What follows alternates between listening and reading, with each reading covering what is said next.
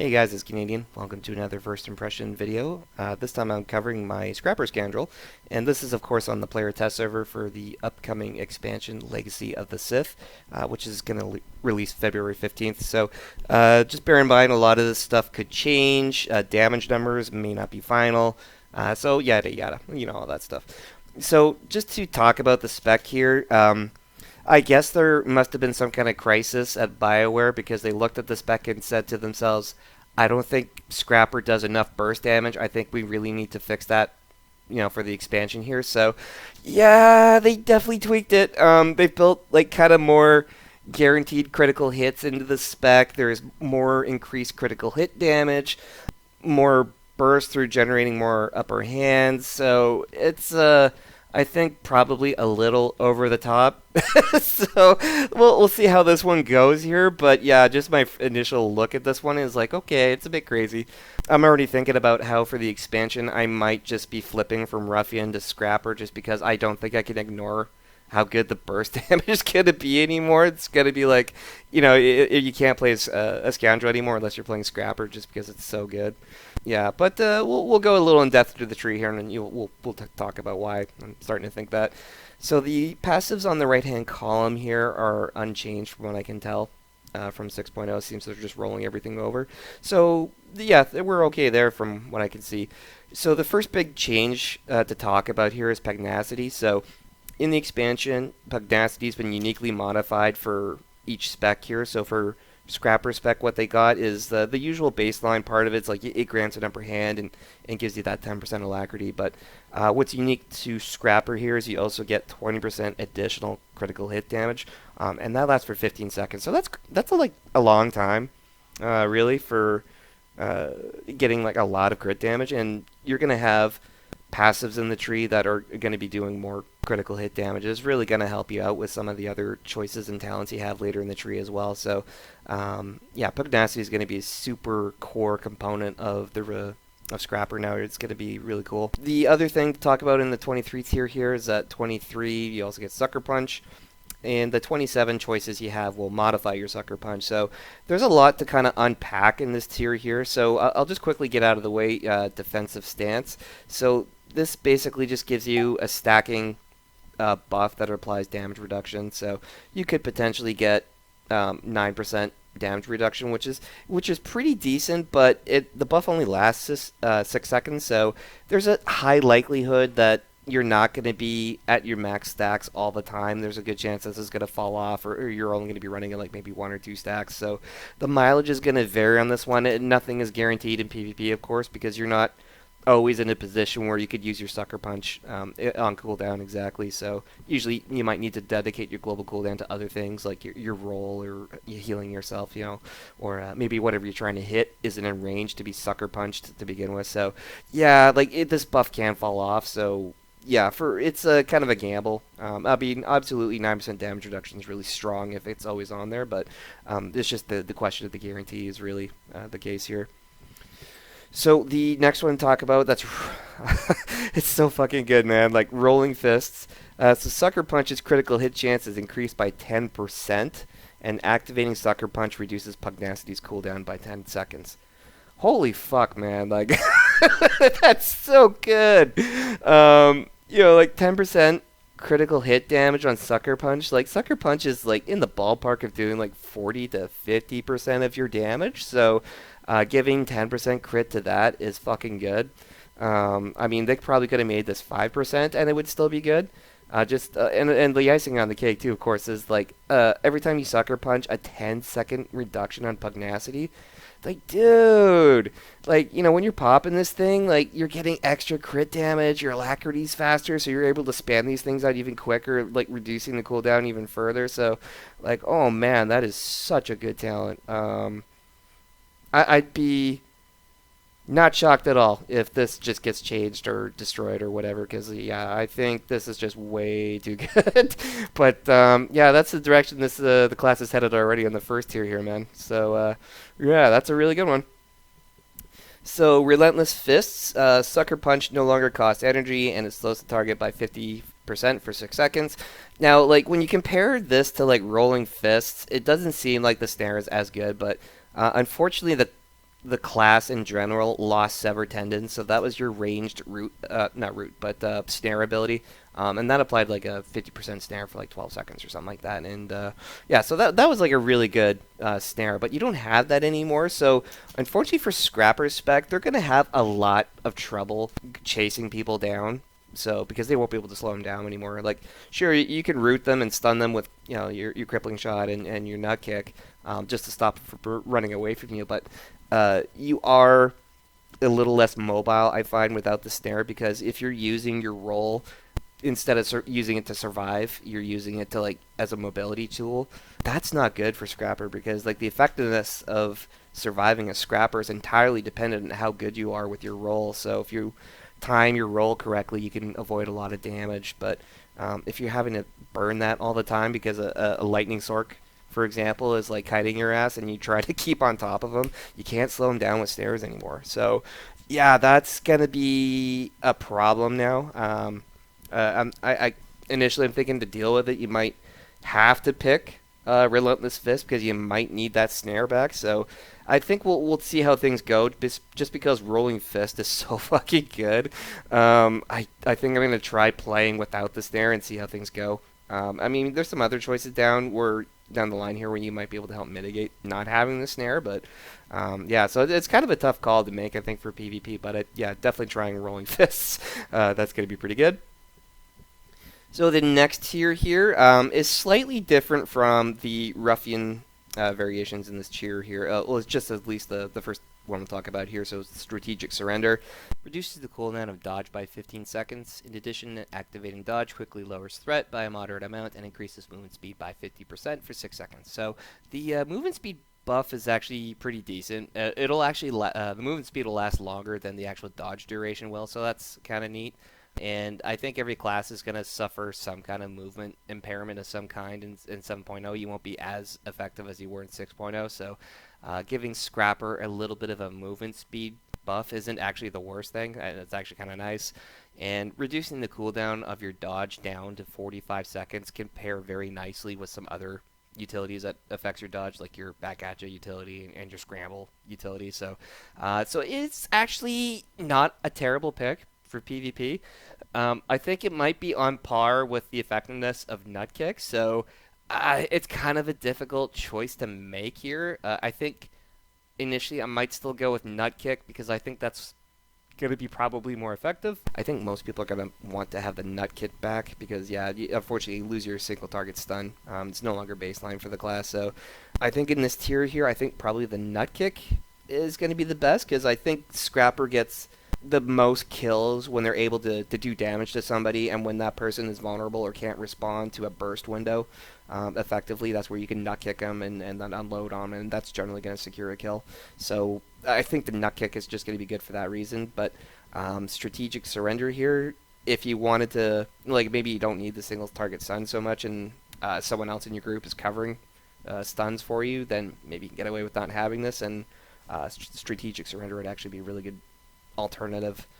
And your third choice in this tier is curbing strategy, so it's just more lacerating blast damage. And yeah, it's got a snare component here as well, so if you wanted to go with rolling fists and then try curbing strategies out for the snare, I guess you could, but your lacerating blast does 15 energy, so it's a little on the expensive side. Like, it's not exactly spammable, and the snare only lasts 6 seconds, so it's not very long, so you're going to have to be spamming this kind of often to keep something snared. So yeah, I don't think it's really worth using, to be honest. So at level 39, you get your shank shot, and at 43, you get to choose a option to modify your shank shot here. So the first one to talk about is called crippling shot here, and this one's pretty good, actually. I think this is a very viable option for PvP, but essentially what it does is, like, it lets you use crippling shot from 10 meters, so it becomes a ranged ability now. It's not something you have to use in melee range, so that's pretty cool. And it'll stop the target from moving or being able to turn, so you're still ideally going to want to use this while you're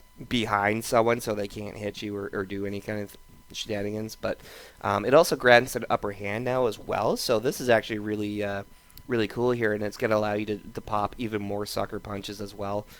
Which is going to reduce your pugnacity, which, we already talked about earlier. It's really super good for the spec here.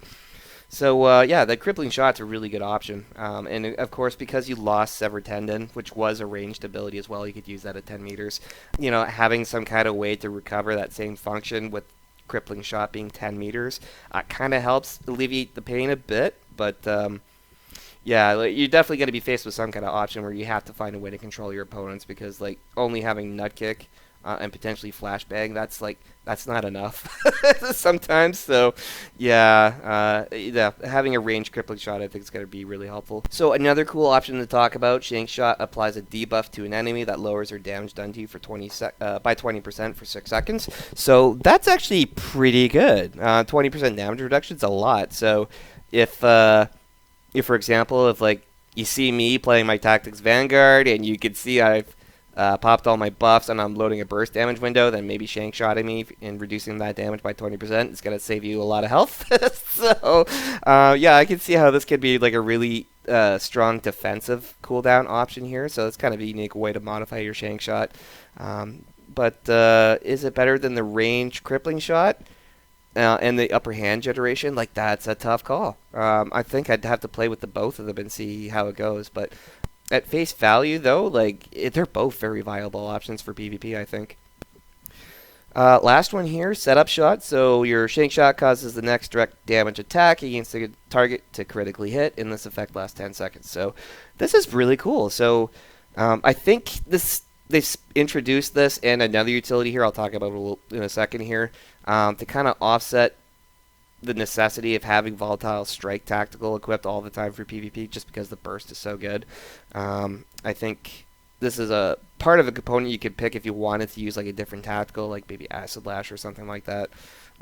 You could pick Setup Shot and still have the way to guarantee a critical hit. So is it better than the other two options here? I would kind of lean towards this being not as good. So the next tier here at level 47, this is probably the most radical tier in the whole tree here, just because you're introducing two new talents into the spec here that are completely unique to it. So it's kind of wonky. I'm trying to wrap my head around how the best to use it here. So I'll just talk about Hot Streak real quick, just because that's familiar. So it just resets the cooldown on your Pugnacity and your Blood Boiler, your defense screen, and increases your mastery by 20% for 15 seconds. So yeah, it's still good from 6.0. So it's like at 3 minutes, a pretty decent option for PvP. I'm not complaining. It's a really good choice. So the next talent I want to talk about here is Advanced Stealth. So gaining an upper hand with an attack that breaks stealth applies active stealth for 3 seconds, and while you're in active stealth, your chance to dodge melee and ranged attacks is increased by 200%, and your next direct damage attack critically hits. Dealing damage with anything breaks your active stealth. So just kind of unpacking this for a second here, like what happens is if you don't pick any other supporting talents here, what you have to do with this Advanced Stealth utility is while you're in stealth, you walk up to whatever you're going to attack, and the only two options you have to generate an upper hand is your Backblast and your Bludgeon. So what's going to happen if you use Backblast, because it's a little stupid, but if you use Backblast, it'll give you that advanced active stealth protection, so it basically just makes you immune to, if I'm reading the tooltip correctly, just makes you immune to white damage. I think tech attacks and force attacks are still going to go through. I'm not 100% certain on that, but just if it just works the same way as dodge does, then that's what's going to happen. But yeah, with the Backblast though, like the dot that applies counts as the damage portion. So as soon as you Backblast, the dot breaks the protection almost immediately. So it's kind of stupid. You can't use Backblast with this ability here. So the only way you can generate an upper hand and still take advantage of this utility is if you use Bludgeon. And if you were planning on using the Volatile Strike tactical, because of the overlap of how that tactical works, you don't want to use your Bludgeon before you use your Blood Boiler. So it's a bit wonky of an opener to kind of use this thing.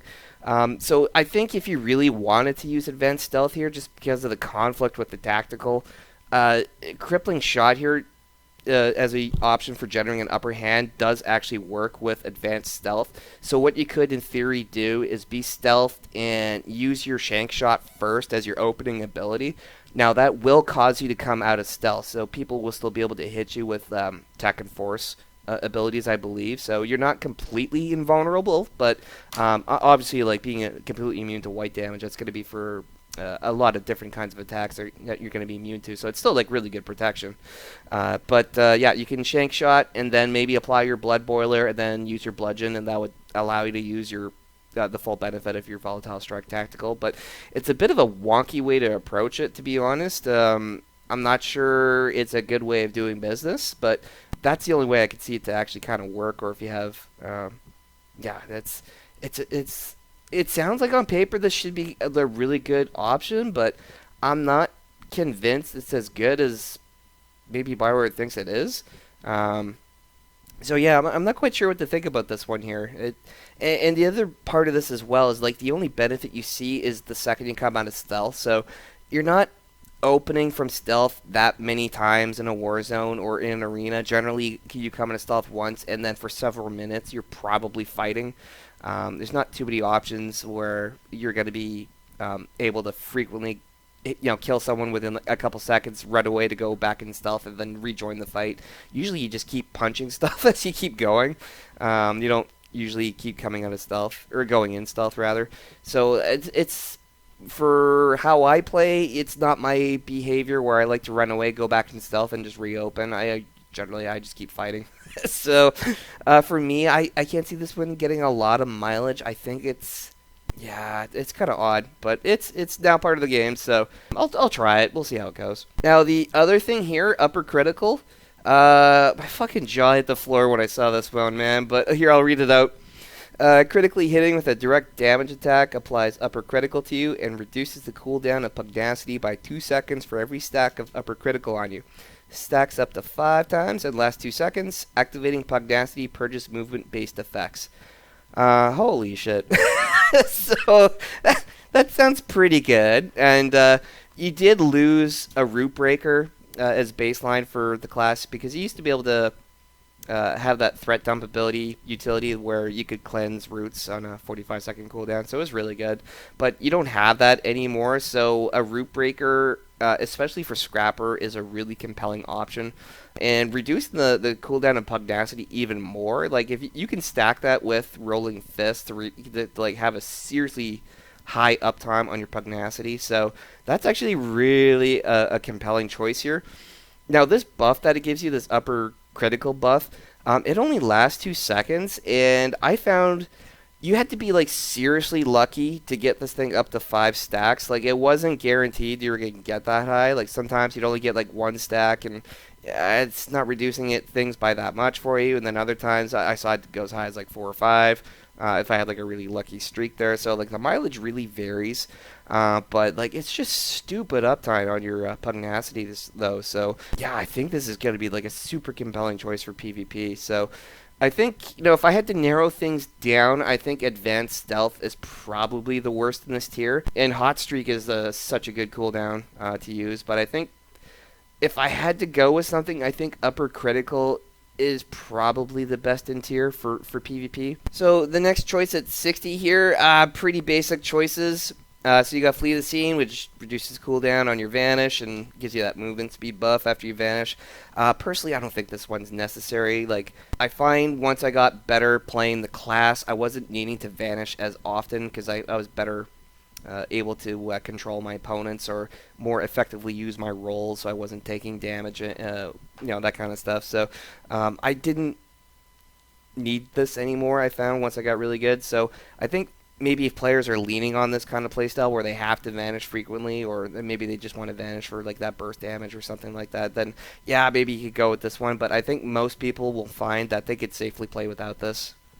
And like if you're really mourning the loss of not having the movement speed after you vanish, like honestly, like I know when you vanish you want to get out of the area really quickly, so usually a roll is good enough. You don't need the movement speed bonus. So yeah, I think most people could play without this one. You also have Sneaky here, so increases your stealth effectiveness and gives you 15% movement speed. Now I think this is going to be the no-brainer pick for Scrapper here, just because They may potentially be playing the game now without any kind of snare, which is it's gonna be bad, dude. So yeah, just being able to walk faster now is, I think, just gonna be absolute required. Yeah.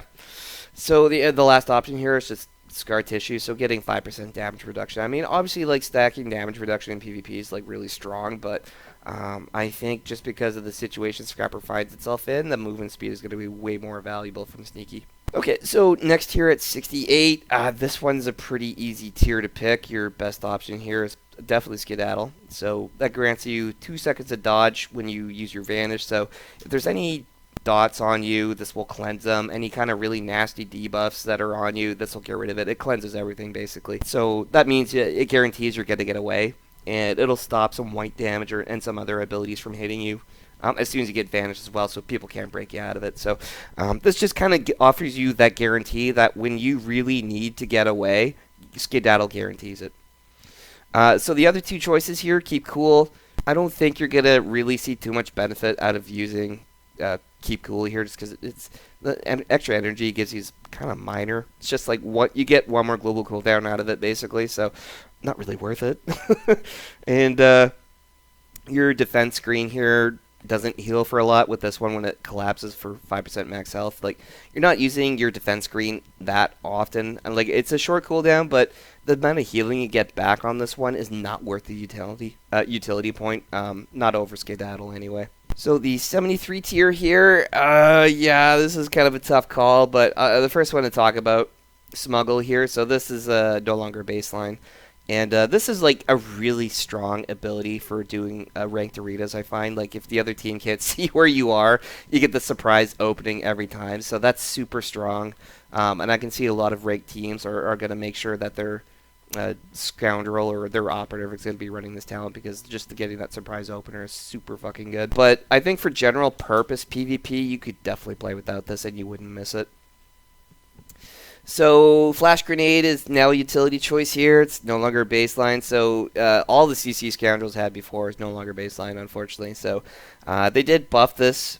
So you get the benefit of having, after the Flash Grenade wears off, you get the 20% accuracy debuff applied to everybody. So that's really good for 8 seconds. So this really kind of extends the effectiveness of this cooldown. So yeah, I think, like, you might need to play without this one, though. Like, I think Ruffian will definitely be going with Flash Grenade, but I have some concerns about Scrapper. I think he might need to play without this one, because he might need Trick Move instead, which is unfortunately no longer baseline. But that just basically gives you a teleport, so this really is going to help you with that mobility problem. I think you're getting the experience now in the expansion, especially if you're going with rolling punches and you're not going to have Relentless Fist providing you a snare. Then Trick Move is, I think, going to be a lot more necessary now. And, of course, this is going to help you with the problem of not having a Root Breaker anymore as well. So, yeah, there's a very compelling argument for taking Trick Move now over Flash Grenade, at least for Scrapper. So I'll play with both, but, yeah, I think I could probably get away without the Flash Grenade over Trick Move just for Scrapper. So the last tier here, this one, it's hard.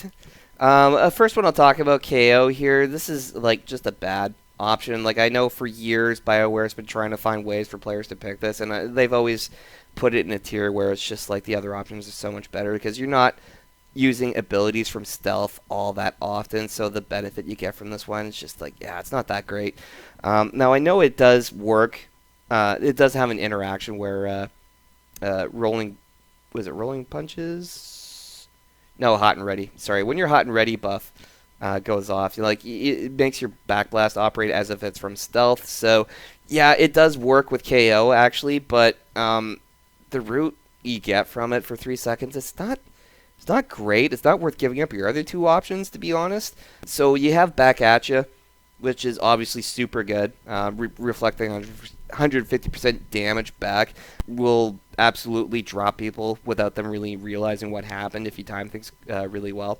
So very strong choice here. And if you decide not to go with Duck Kick and you just go with Strategic Surrender here, so your dodge cooldown's reduced by 15 seconds, you can maybe make an argument for not taking Scramble.